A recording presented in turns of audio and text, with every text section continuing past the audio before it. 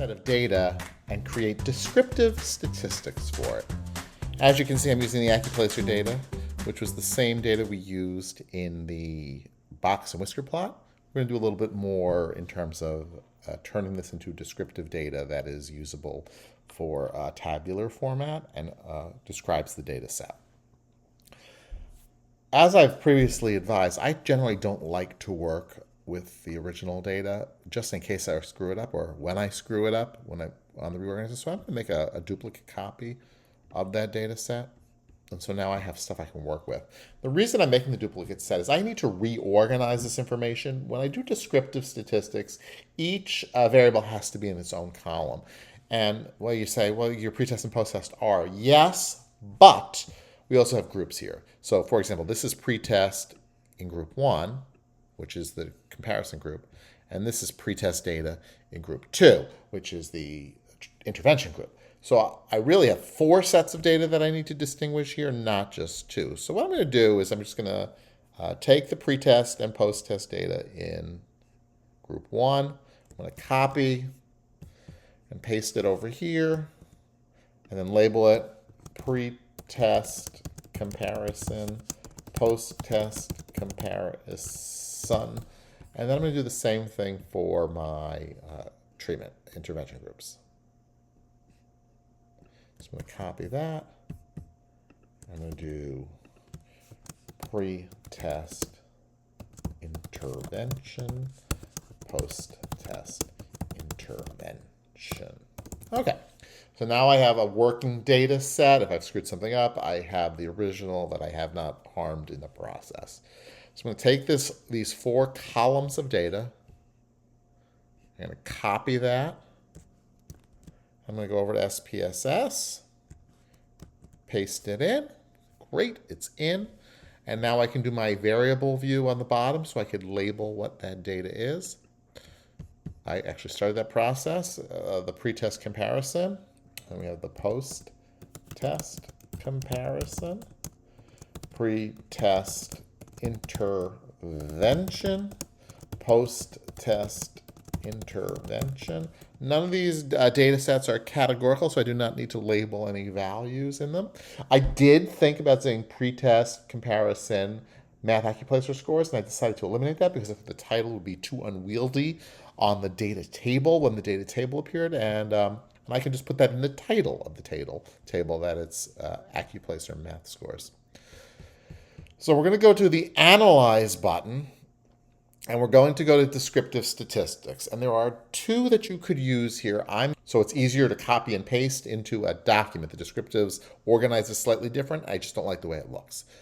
There is an extra step, though, you have to do with the frequency, so I will show that to you now. So we'll go to Frequencies, and we say which variables we want to put in. We want to put them all in, so I'm selecting them all. I'm going to move them all over to the variable, and then we have to say what we want, statistics.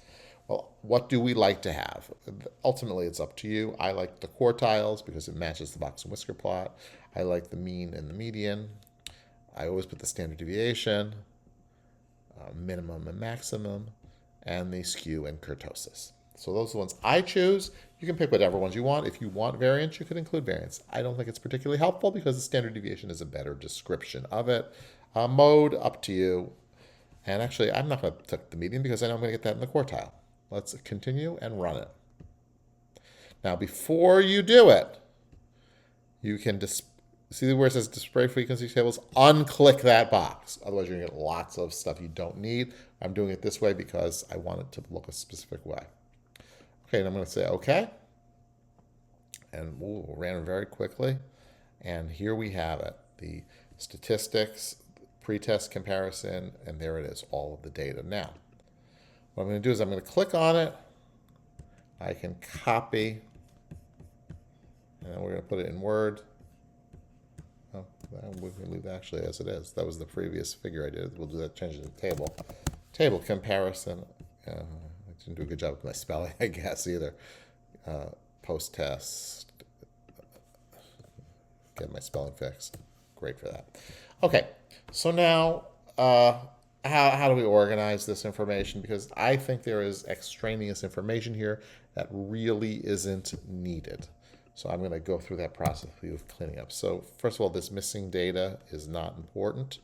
I'm going to get rid of that. So I'm going to go to the table layout. I'm going to delete the row. I don't want that there. Valid is not important. I think that's just a distraction. So N, number of terms, great. 25, 25, 36, that looks good. The mean, good. Deviation, you either change that to standard deviation. I would just spell it out. Standard deviation.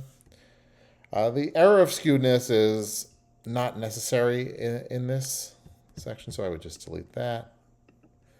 The kurtosis, we're going to delete that. Standard error. So now we just have the data that we want. This top row 2 statistics, I don't want that. I definitely don't want that. That's just going to be a distraction. Delete row. Now, we got a decimal point issue to make this APA compliant. So we're going to take these, we're going to right justify it. And now we got to make these data decimal points match so everything lines up so it's APA compliant. So I'm going to add the, I'm making the 2 decimal place rule as I've previously described. Of course, you're going to see some of the stuff is at 4, some of it is at 3. You just got to organize it so it all matches. This is a manual process. 5-7 becomes, but it's round, so it's going to be 5-8. See what I just did there? We got to round it. 5-4, 5-5, that should round up to 5-5. So we've got to fix that. Goes from this to this. I'm going to remove the color here. We shouldn't really have any color in the chart. That's not what I'm looking for. So that's the design, shading, no color. Okay. And now we, I don't like that. Well, that's just a spelling error. That looks good. So now we have a chart with our descriptive statistics, with our N, number of terms, mean or the average, the standard deviation, the skewness, the kurtosis, the minimum, the max, and the percentiles for the quartiles, which will be also visible on the box and whisker plot if we made it. All right, that's descriptive statistics using the frequencies menu on SPSS.